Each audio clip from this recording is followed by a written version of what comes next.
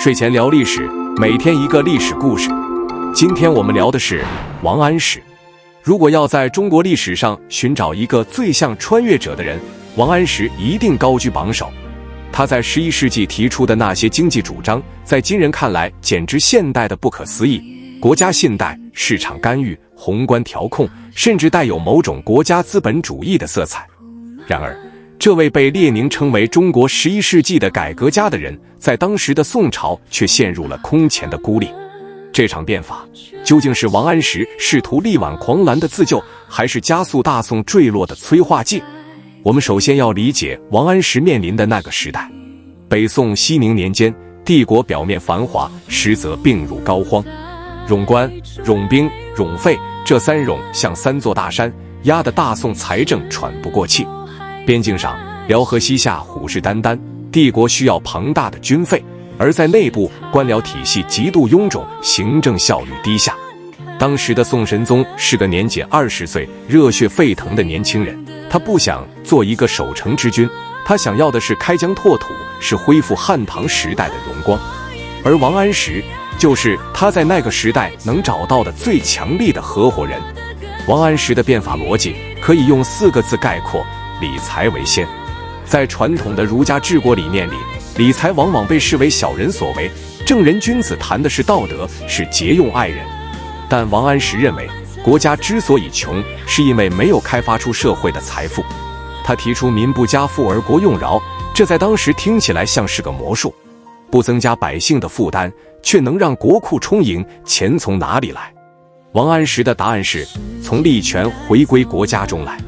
以著名的青苗法为例，这本质上是国家银行推出的小额农业贷款。在过去，青黄不接的时候，农民只能向地主豪强借高利贷，利息往往翻倍，导致大量破产。王安石说，现在国家来借钱给你，利息只有2分，既帮了农民，国家还能赚点利息。这听起来是一个完美的双赢方案。再看是一法，国家出面平抑物价，打击垄断巨商，这不就是现在的政府宏观调控吗？然而，这场看似完美的理想主义试验，在执行层面遭遇了毁灭性的打击。我们要讲的第一个悲剧，就是理想主义与官僚现实的错位。王安石坐在开封的办公室里，算盘打得极精，但他忽视了执行这些政策的人。大宋的底层官僚并不是理想主义者。当朝廷下达了贷款指标，并将其与官员的政绩挂钩时，青苗法变味了。官员为了完成指标，强制那些并不需要贷款的富裕农户也必须借款，而真正需要钱的贫农，由于没有抵押物，依然借不到钱。2分利息在层层加码和各种手续费之下，变成了比高利贷更可怕的负担。王安石想要通过国家权力去救助弱者，结果却赋予了基层官僚更合法、更强大的权力去掠夺弱者。这引出了这场变法最令人心痛的地方，它是一场没有奸臣的悲剧。在很多历史剧里，王安石的反对者被描绘成顽固不化的保守派或者自私自利的坏人，但事实是，王安石的对手们司马光、苏东坡、欧阳修、韩琦，全是大宋历史上最杰出、品德最高尚的君子。司马光和王安石的冲突不是私人恩怨，而是2种治国逻辑的死磕。司马光认为，天下的财富总量是有限的，不在民就在官。你王安石说民不加赋而国用饶，这纯属胡说八道，你其实是在与民争利。司马光是一个彻头彻尾的经验主义者，他相信祖宗留下的制度虽然有瑕疵，但那是经过时间检验的。而王安石是一个激进的理性主义者，他相信只要逻辑正确，就能造出一个完美的系统。苏东坡的反对则更有趣，他曾亲自深入基层，看到了政策落地的惨状。他给神宗上书说，现在的社会就像一个得了重病的人，你应该让他静养，而不是每天给他吃猛药，折腾他翻身。苏东坡敏锐地察觉到，王安石变法中那种强制性的倾向正在破坏社会的自组织能力。王安石的性格在这个过程中起到了推波助澜的作用。他外号拗相公，极度的自信带来了极度的偏执。面对这些老友重臣的反对，他的回应是4个字：天变不足畏，祖宗不足法，人言不足恤。他为了推行新法，开始大量启用那些听话的新人。这些新人中不乏像吕慧卿这样投机取巧的政治小人，他们未必赞同王安石的理想，但他们看中了变法带来的权利，这就导致了北宋历史上最严重的政治后果——党争。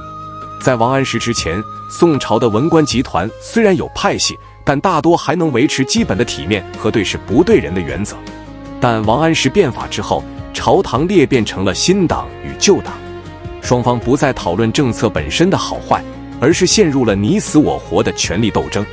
新党上台，旧党全部贬谪，旧党复辟，新法全盘废除。这种撕裂从根本上动摇了北宋的国本。王安石初衷是增强国力去抵抗外敌，但变法带来的内耗却让北宋在面对大金国的铁骑时，内部早已烂透了。我们要探讨的深度点在于，北宋的灭亡真的始于变法导致的分裂吗？从表面上看，是的。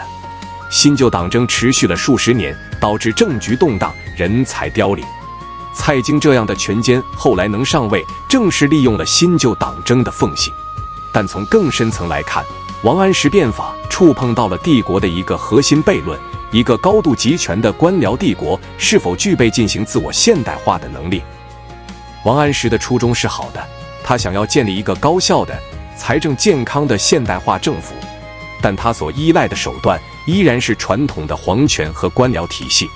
他试图用集权的方式去解决集权带来的弊病，这就像是抓着自己的头发想要离开地球。他赋予了政府太多的职能，既是裁判又是运动员，既是银行又是商号。在缺乏有效监督的情况下，这种庞大的国家权力必然滑向腐败。到了变法的后期，王安石其实已经失败了。他虽然人在相位，却发现自己无法控制那些被释放出来的权力怪兽。他最终选择了隐居中山，晚年的他常骑着毛驴在山间漫步，神情落寞。当他听到北宋在对外战争中惨败的消息时，这个一生坚强的汉子曾痛哭流涕。如果评价王安石，他是一个悲剧英雄。他拥有跨越时代的远见，却没能拥有跨越时代的制度环境。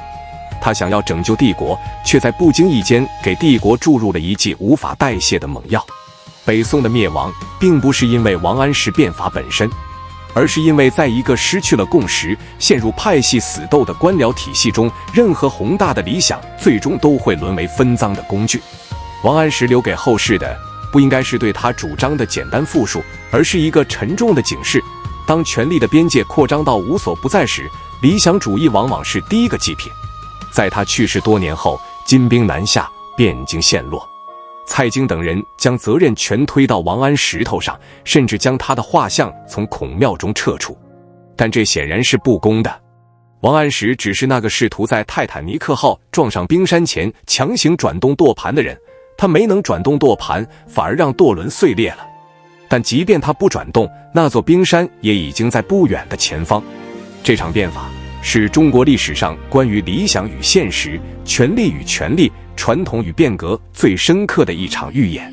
每当我们站在历史的十字路口，试图通过强大的国家意志改变社会时，王安石那个倔强、执拗又略显孤独的身影，都会在历史的烟云中若隐若现，提醒着我们，文明的进化从来不是靠一个人的天才设计，而是靠千千万万普通人在自由与契约中的自然演进。王安石一生清廉，生活简朴的近乎自虐。他死后，名声经历了从圣人到罪人的极端翻转，但对于时光者来说，我们更愿意把他看作一个在黑暗中试图点燃巨大火把的人。火把虽然引燃了房子，但那火光中跳动的关于富国强兵的渴望，依然是那个时代最耀眼的微光。如果你想要更深入地理解宋朝，就必须读懂王安石的孤独。那种孤独不是因为没有朋友，而是因为他看穿了时代的危机，却发现自己手中唯一的武器竟然就是产生危机的根源。这是一场属于大宋的顶级悲剧，它失败在了最高层，也终结了一个文明最接近现代化的机会。感谢观看本期时光 Glimmers。